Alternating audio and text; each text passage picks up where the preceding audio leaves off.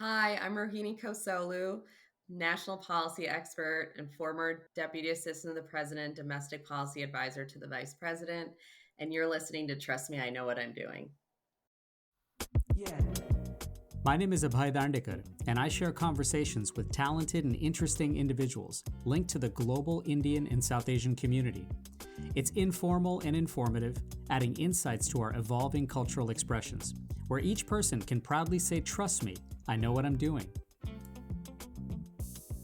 Hi, everyone. On this episode of Trust Me, I Know What I'm Doing, we share a conversation with national policy expert Rohini Kosoglu.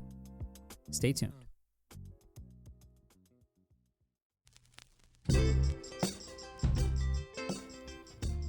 Over the years, I've been grateful to share conversations with lots of wonderful guests, and each time there are lessons learned from every story. But the greatest reward always comes from you listening and enjoying. So thank you for sharing with your friends and family, and for following along wherever you might be catching this right now. I truly appreciate it, and if you've been enjoying these, I hope you can also submit a kind rating and review. So I've been thinking a lot about how we tend to our own proverbial gardens in a way, often assuming and relying on systems and policies in place to ensure that those gardens have resources and safeguards, not just now, but for the future. Hopefully, in the rooms where things happen and where those policies are being shaped, there are people we trust, insiders who synthesize data into a vision, reflect current innovations and guardrails through sound strategy, and then ready them for public implementation to closely mirror our values. So especially in an American election year, and as the intersections in creating policy and strategy continue to become more complex, it was superb to share a conversation with a true insider in Rohini Kosoglu. Rohini is a Sri Lankan American who grew up in New Jersey and is a national policy expert as well as a veteran of the White House, Congress, and presidential campaigns. Over the last 2 decades, she's been at the leading edge of driving transformative change in social, tech, and economic policy. She has over a decade of experience in the Senate and played a key negotiating role in helping pass the Affordable Care Act. Rohini recently served as Deputy Assistant to the President and Domestic Policy Advisor to the Vice President, and in this role, she became the first Asian American woman to hold this position, leading and promoting initiatives on behalf of President Joe Biden and Vice President Kamala Harris to strengthen democracy, advance gender and racial equity, and create economic mobility for millions of American workers and families. Rohini has truly brought her experience to shape policy and progress in everything from the COVID-19 crisis to infrastructure and healthcare to forging critical public and private partnerships in addressing key national priorities. And it should definitely not be any surprise to hear Vice President Kamala Harris praise her as a brilliant and trusted leader. Now, Rohini has steered her leadership towards the tech and healthcare sectors, serving as a policy fellow at Stanford University's Institute for Human-Centered AI, a director of public policy and political affairs at the Stanford Bayer Center for Biodesign, and a venture partner at Fusion Fund. So we had a chance to catch up and talk about everything from building trust with leaders to policy intersections and governance with AI to the imperatives of this upcoming election cycle. But since Rohini and her husband are also the proud parents of 3 young boys, we started by talking about what parenting has taught her about relationship development when it comes to policy. I think that there's a ton of things that a lot of parents could tell you about how it's made them better on the job. It's made them, I think, more empathetic to team dynamics. Also, really trying to understand where the other person's coming from. I think there's a lot of parents out there that actually feel like work can some days be easier than parenting. I think for some people in this country, many days. And it is very fascinating, though. There is a book that I remember reading early on that a colleague of mine had given me when I was working in the Senate. And it was written by Clayton Christensen, who unfortunately has passed away.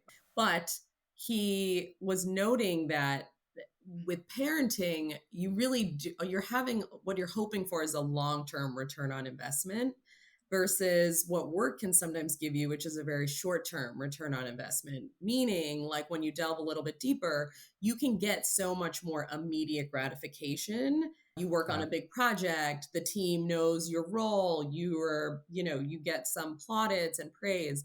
And with your children, you don't necessarily see, you might get some moments here or there, but really you don't necessarily see the sort of the results of that, all the investment you're putting in until many, many years later. And so I just thought it was a really Yeah. fascinating way to think about your career in the context of raising children.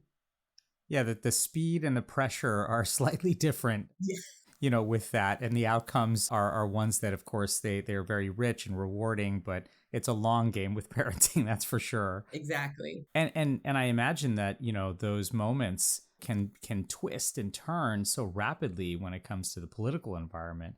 But even for the policy environment, there must be a long game to this as well. And yet we just don't enjoy the kind of continuity or even longevity sometimes in the political arena to make that feel like you have that sort of parenting feel to it where you can get a long game with it, I imagine. Yeah, I mean, I have three little boys, and they're 11 and under. And having worked on policy for all these years, it is invaluable to be raising children while we are debating some of the biggest issues in society right now. But I also recognize that their lived experience growing up as children was not the same as my lived experience. And it's Right. not the same as plenty of other children around the country. So it's really important to be curious about, not just my own children, but really the children and families across America, because they're going to face different issues. We're all going to face different issues. Yeah. And, you never just want to operate in policy from just your own lived experience. It's important to bring it to the table, of course, but it is really important to stay curious and to really be interested in the experiences of so many other people's lives. Now, we do share a common value of parenting, but the doors can look very different in terms of what's opened or closed to you Yeah. in this country, and the costs associated with things can look very different depending on where you are and what you do. And so we have to stay really cognizant when doing this work.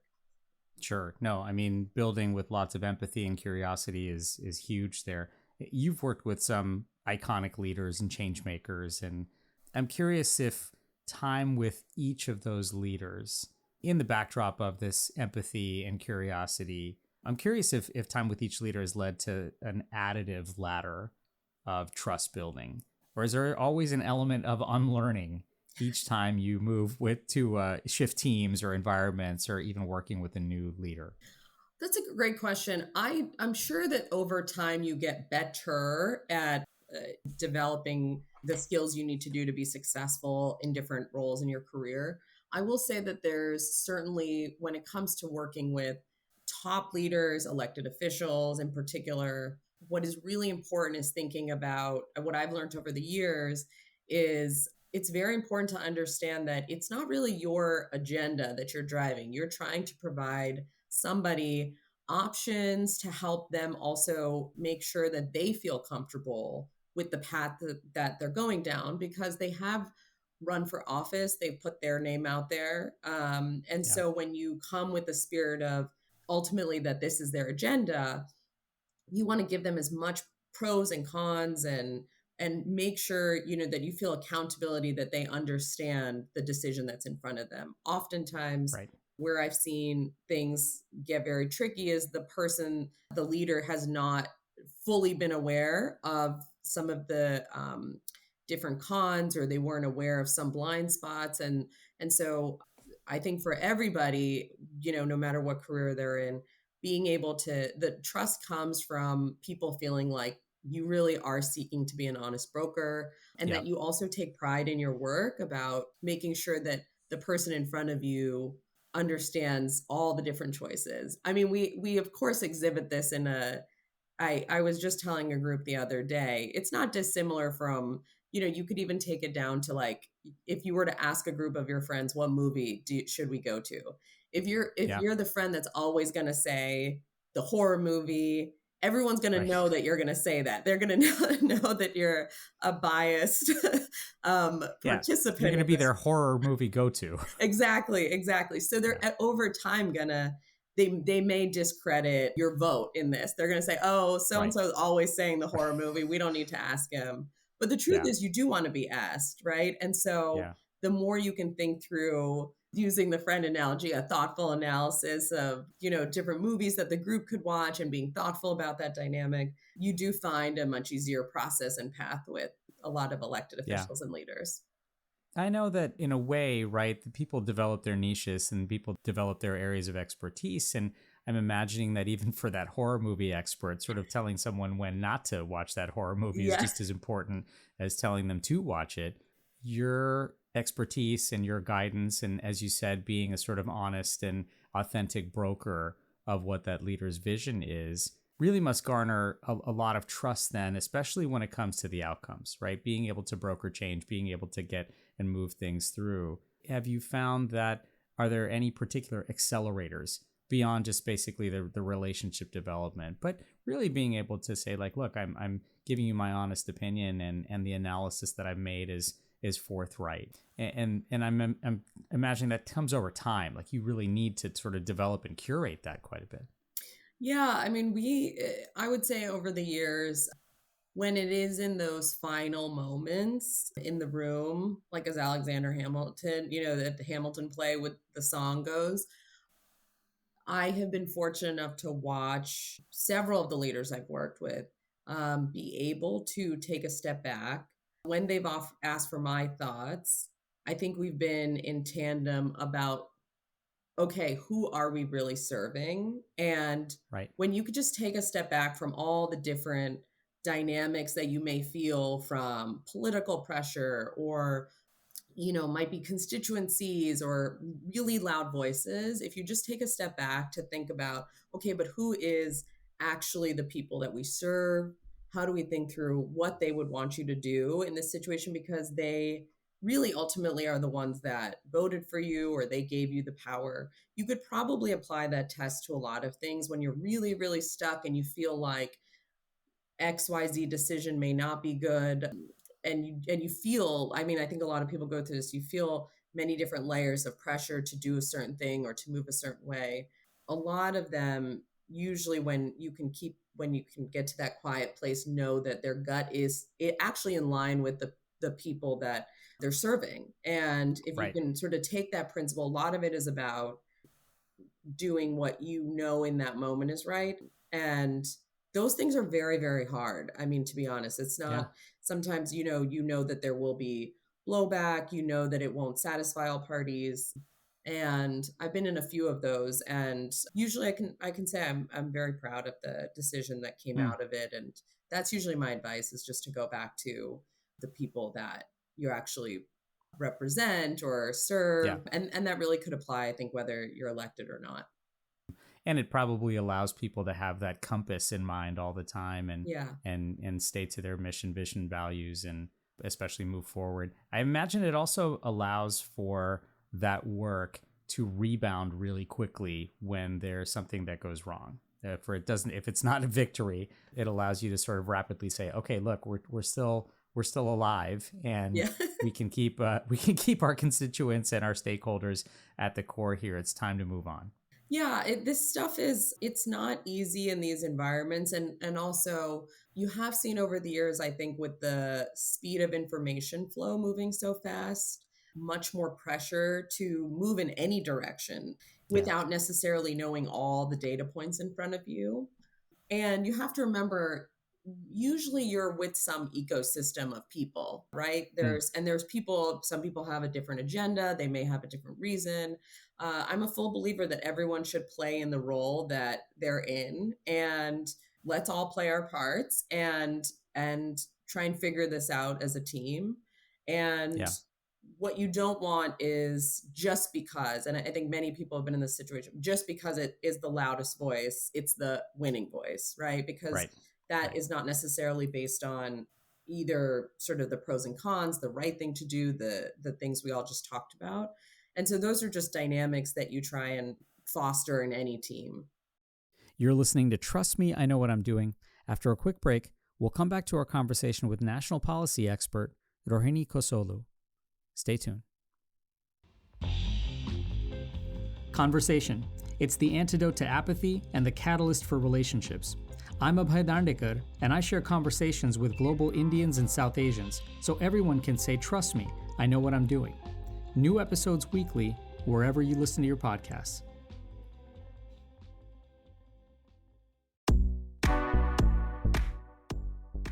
Hi, I'm Congresswoman Pramila Jayapal, and you are listening to Trust Me, I Know What I'm Doing.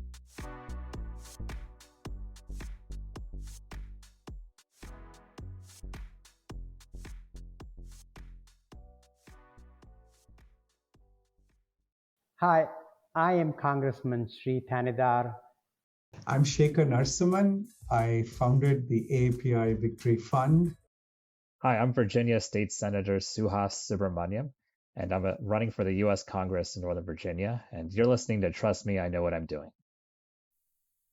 Welcome back to Trust Me, I Know What I'm Doing. Let's rejoin our conversation now with Rohini Kosoglu.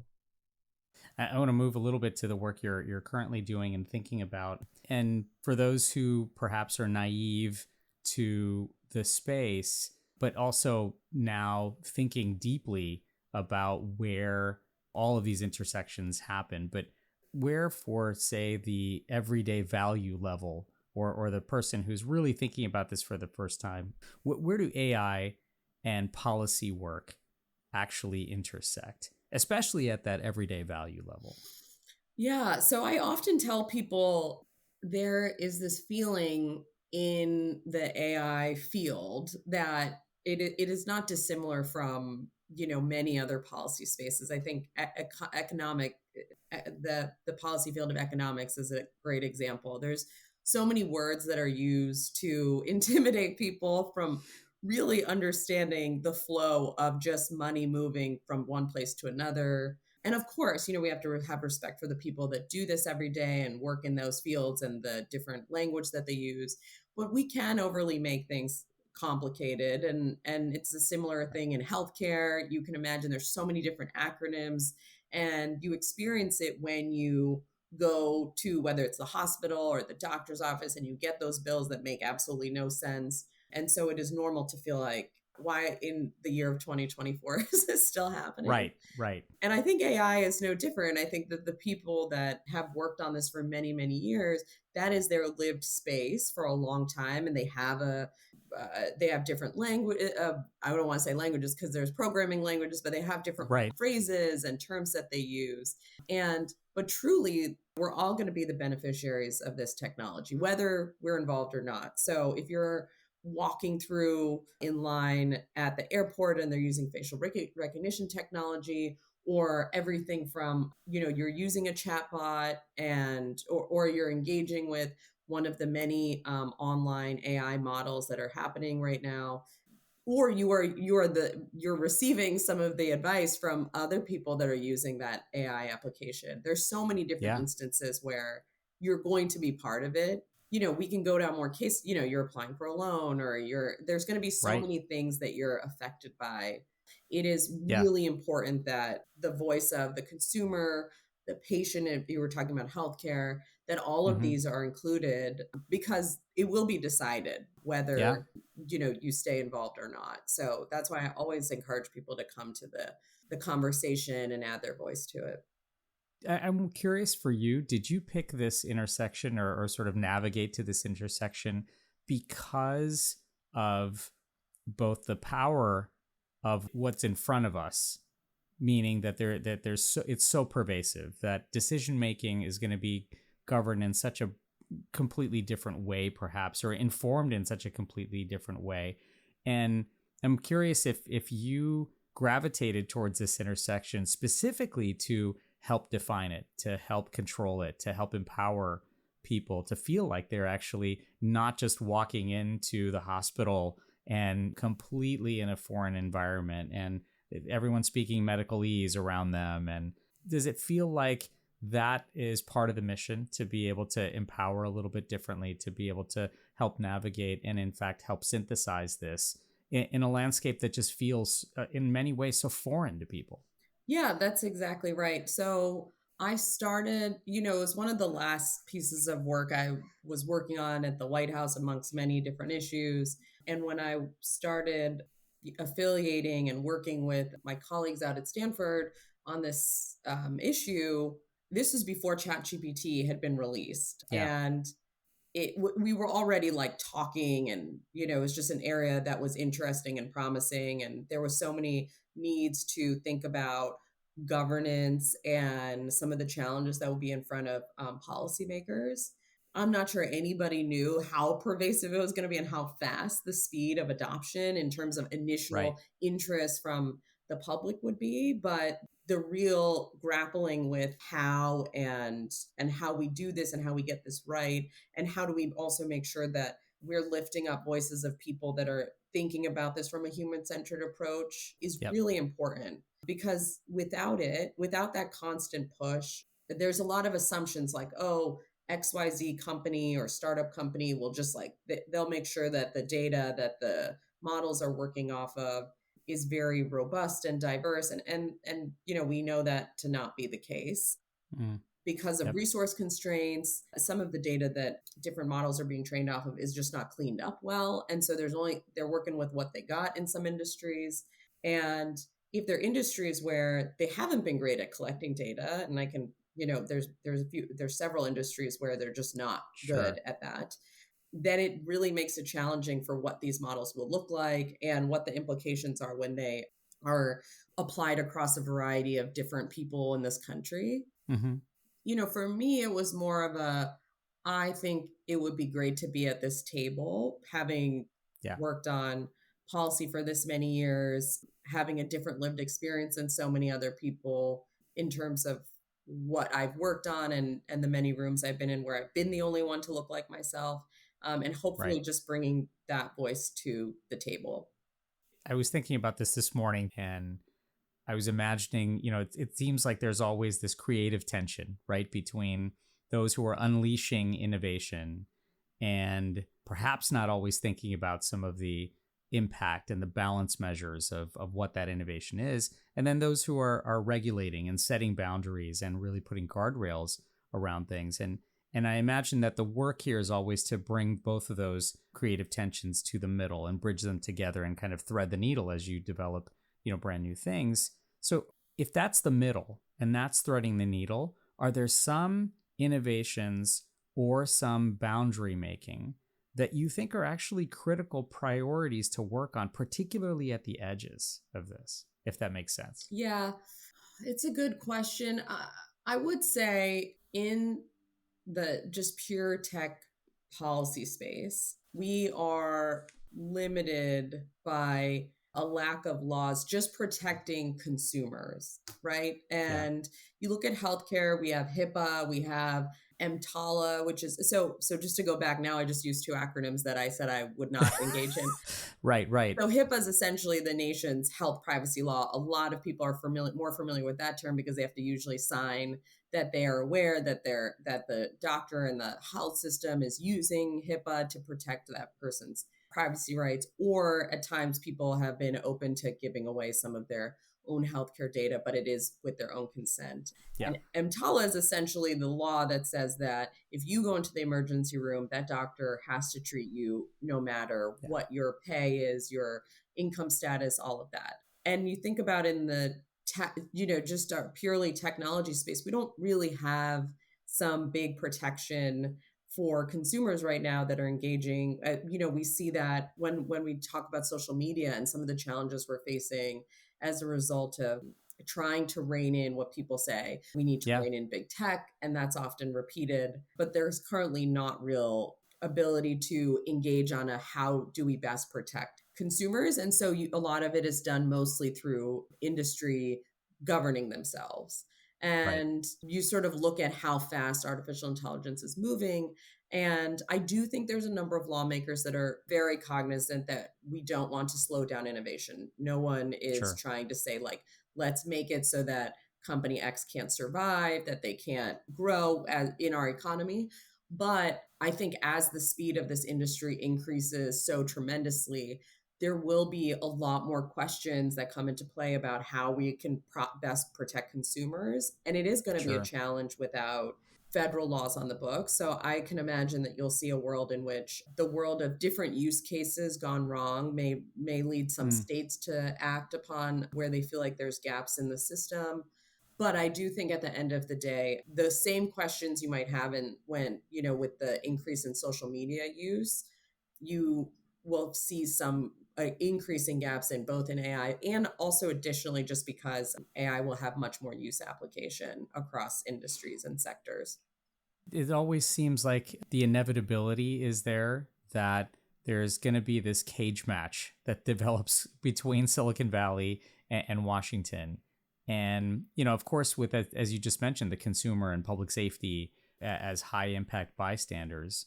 So, as this kind of chaotic mixture and cage match, if you will, is unfolding, what do you think needs to happen to make this at least seem a little bit more controlled, a little bit more symphonic, if you will? Because again, if the perception is a cage match, it feels like things are not actually being controlled, or it seems like people aren't working together. Whereas if the perception is that it's orchestrated and it seems symphonic, it offers people more reassurance, and it feels like there is synchrony, and that it feels like there's partnership and collaboration. And like I mentioned earlier, that's a creative tension that's been there for generations. So how do you try at least and make it feel like it's more symphonic so that people can feel more reassured about that? I do think that the president's and the vice president's most recent executive order was a step in the right direction in terms of asking companies to open up their models to do what's called red teaming. When they're very, very big, that they're going to allow people to go in and essentially try and hack it, try and attack the models and help everybody get these models to a better place. But these are the biggest of the big. You're going to see a lot of different startups that are all going to take their own approaches. What I'm seeing now in the industry, and I think, across this different sectors, is right now people are trying really hard to think through, what are some frameworks we can either self-govern? Should there be third parties that are helping provide independent verification? Should we provide the government with additional data that we can help them think through, irregardless of who, that a process that could stand the test of time? Sure. It is not easy knowing how fast technology moves. So I think people want to be respectful of the fact technology can move really fast, but also we have to balance the interest of consumers so that they don't feel like, as you just said, that they can't trust this technology, or that it is something that is inherently bad, or it is meant to do harm. We don't want it to get to that place. We are at a unique time, though, where, we have both sides, Republicans and Democrats, willing to even talk to each other about it and engage on the topic and look into different versions of legislation around it. So it's a very unique time where I would say that, it is a window, and we don't know when that window may turn partisan. But for now, we're in a really great place, which is where we have lawmakers that are willing to, at least across the aisle, talk to each other on the issues without first taking partisan stances on it, and learn more and at least have a dialogue. I guess because it is still nascent, that's not completely shocking Yeah. that people are willing to talk to each other. It's a big tent. And I mean, everyone sort of needs to find, I think everyone's still playing and understanding like whether I need to be in the tent or not. Yeah. I'm for everybody being in the tent. So join the tent. And I think, no matter what sector you work in, I mean, I know in healthcare for sure, just that the awe is of possibly what kinds of problems can be solved, and the speed with which it can be solved is just simply breathtaking. You mentioned, the shocker of people working together, and then in general, the experiences you've had with the president and the vice president and what they've been doing in the AI space. But I want to move to that part a little bit. When you think about governance and what's going on in the political arena right now, is governing from the middle and leading with compromise ever actually going to be possible again? Especially when it seems like, even in the space we were just talking about, that it feels necessary to always separate and distinguish yourself at every corner from your political opponents, even when there are things that you find in common. Is there ever going to be a time again where we are leading with compromise? I think we all hope that to be the case. I mean, I will say this, the data, if you were to look at the trends in neighborhoods over the last 30 years, there has been this movement for people to move towards people that think similar to them in terms of both political nature and also shared values. Yeah. So what does that mean? It makes sense that people want to feel safe in the neighborhood that they live in terms of their thoughts and their values and beliefs. But the contrast to that is that you're also not necessarily around others that might challenge your opinion, and they may provide you a new insight. And so Yeah, sometimes I think the worry is, even with algorithms on technology and social media, when we look at those, it's about, are you just feeding into an echo chamber? Is it feeding you into an echo chamber where you're just doubling down on your own belief, and it is limiting your ability to see something from another person's perspective? So irregardless of that, we still have to move forward with society. And there are going to be people that, certainly getting elected and going through those processes is never easy. But I do think, you sit down with most lawmakers today, and the vast majority want to do right by the constituents that elected them into office. sure. You look at most like CEOs as they're talking through, they want to try and do right. Obviously, there's some constraints depending on the size they are, about, the conversations with their board and their shareholders and all of that. But if you really try and start from a place, I love when new Congresses start, because there's all these new members that are coming in, and they really, they Fresh eyes. yeah, fresh eyes. And a lot of them, they really want to go talk to people from not their political party. And I find it really invigorating and hopeful. And Yeah, I just think that even with this participation that you're seeing from younger people speaking out on things, I think that it's part of this natural evolution in our country to speak out. But then when you get to what would be essentially a new job for so many people, whether it's in your state or federal or locality, the best way sometimes to serve your people is with results. And so in order to do that, a lot of times you're still going to need to compromise on it. So I think it is this age-old question, regardless of the echo chamber that you may be in. And it's my hope that people just, I see it often around me, about people surrounding themselves with people that think like them. And I would just encourage everyone, like, it is a good thing to have people disagree and be open to just new information coming in and a different lived experience. And so yeah. it's not always easy, but it's something I encourage, even with our children. So I mean, as you said earlier, right? I mean, empathy, curiosity, leading, I think is hopefully getting easier, or compromise getting easier if you have both those things at the center. You're listening to Trust Me, I Know What I'm Doing. After a quick break, we'll come back to our conversation with national policy expert Rohini Kosoglu. Stay tuned. Every story told is a lesson learned, and every lesson learned is a story waiting to be told. I'm Abhay Dandekar, and I share conversations with global Indians and South Asians so everyone can say, trust me, I know what I'm doing. New episodes weekly, wherever you listen to your podcasts.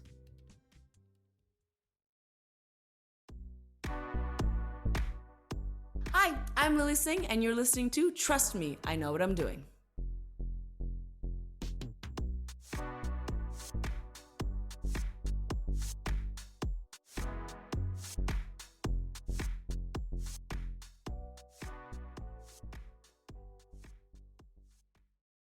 Hi guys, I'm Indra Nui. Hi, this is Farhan Akhtar. Hi, this is Madhuri Dixit, and you're listening to Trust Me, I Know What I'm Doing with Abhay Dandekar. Hi there, I'm Abhay Dandekar, and you're listening to Trust Me, I Know What I'm Doing. Let's rejoin our conversation now with national policy expert Rohini Kosoglu. We talked about some of the things that you mentioned earlier, but then thinking a little bit about your own backdrop for this. As a South Asian American, as a Sri Lankan American, what did working with not only leaders in Congress, but particularly with the Biden-Harris administration, teach you about American patriotism, specifically given who you are? Yeah, it was such an honor to work in the White House. When you walk in, just that alone with an employee badge, it is. And then I don't know if people know this, but they give you actually a very old computer, and that part is not that glamorous. But Sure. in contrast with walking in, you have your computer and your badge, and you walk into the complex and it's so, you drive past, if you drive in, you drive past this huge lawn in front of the White House. And it is really like a feeling like it's hard to explain. And I think the Yeah. pride you feel for working on behalf of Americans, you can feel it very deeply because you are immersed in this physical space that is technically very barricaded by Secret Service and the protection of the complex on behalf of the president, vice president.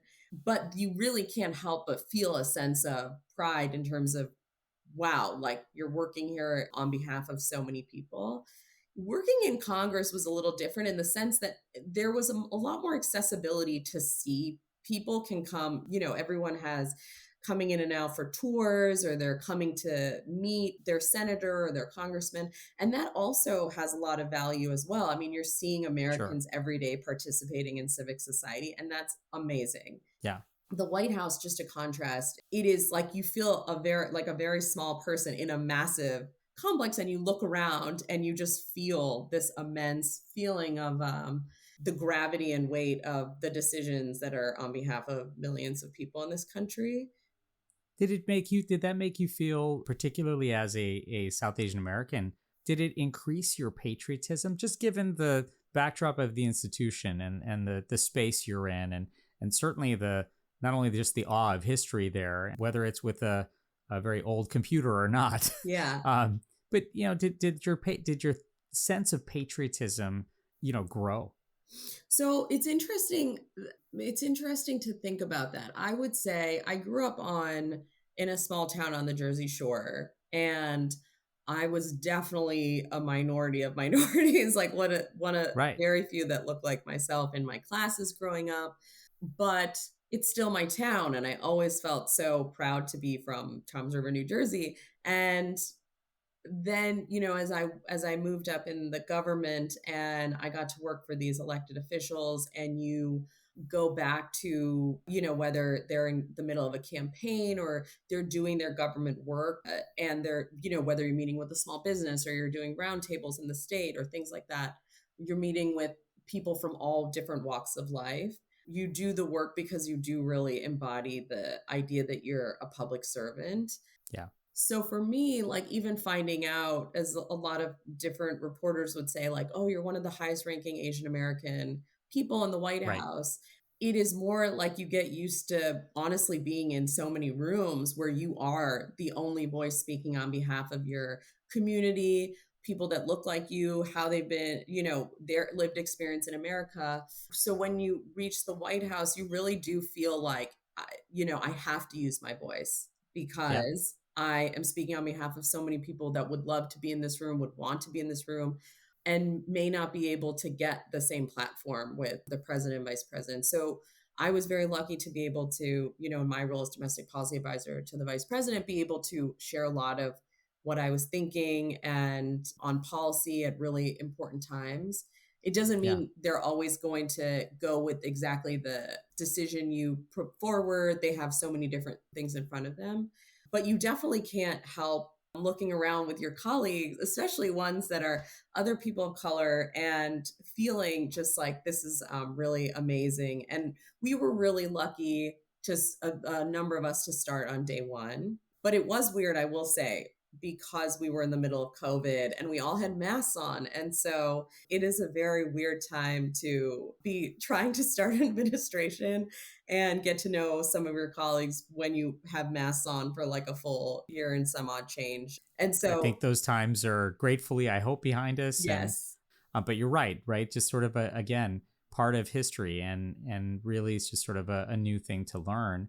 We met, of course, at an Oppie Victory Fund event. Yeah. And so you're a board member, for them. And so for a lot of Americans interested now in this upcoming election cycle and the politics of 2024, they look at things and they feel like the narrative is that there's a same old out there.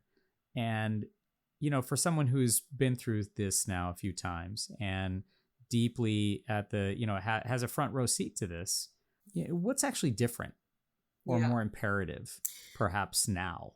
Yeah, when I left the White House and I was weighing a lot of different opportunities, to me, one of the most important things was that people in the API and HPI community understood their right to vote. A lot of Yeah. times we can feel apathy about voting because we don't, if you're feeling like, oh, my vote doesn't matter, that may be how you're feeling about the nature of our government, the feeling in the environment in general in society.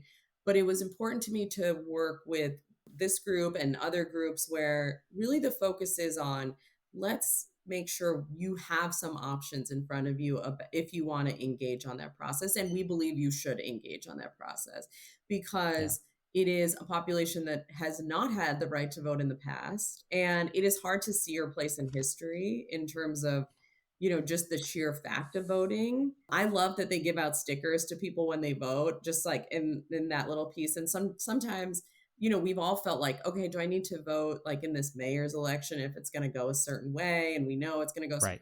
but it's really, really important because people before you had to work really, really hard for this to happen. And Yeah. they did it so that the path would be a lot easier, so that you actually, if and when you wanted to use your own voice, that you had more of a platform than they had. And so that's sort of how I see it.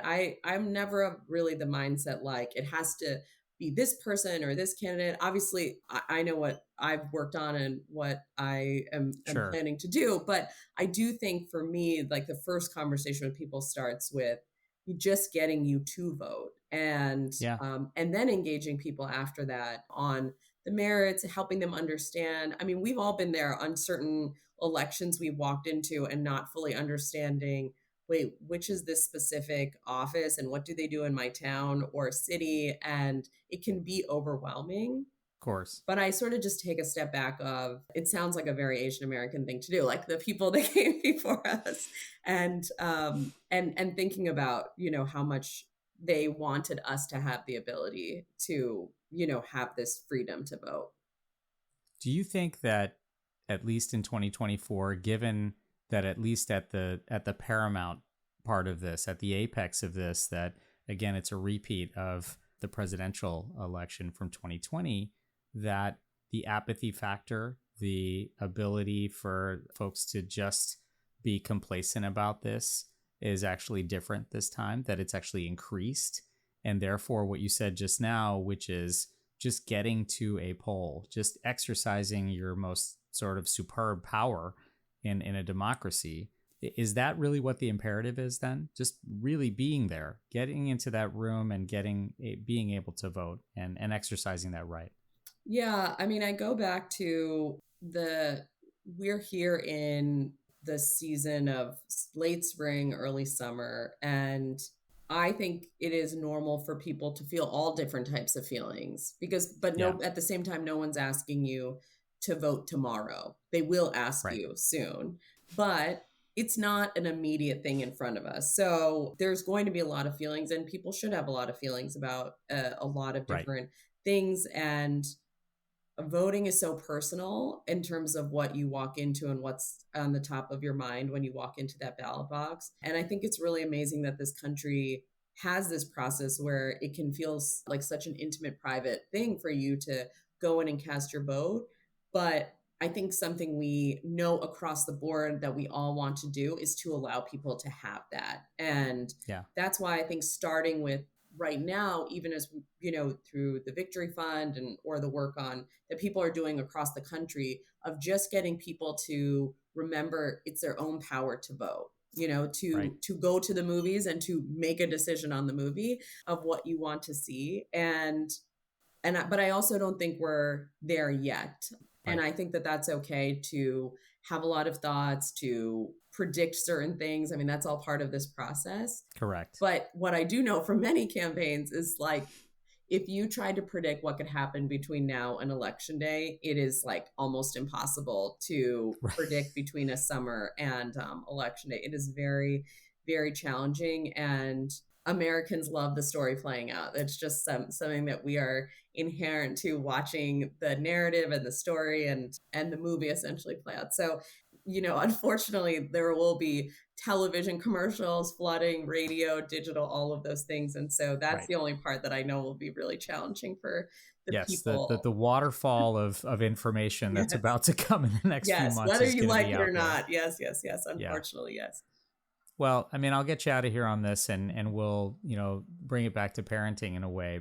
But we're always thinking of the future and the impact on our kids, on future generations. And, if we think about your backdrop and your identity, both as a mirror of you being a South Asian American and as a window for your own South Asian American experience, how do you want your own experience and your accomplishments to truly be remembered? Wow, that is a very deep question. I think that, like a lot of people, I would hope that they first want to be remembered as a great parent, a great friend, a great spouse, and, all the things that involve your family and friends.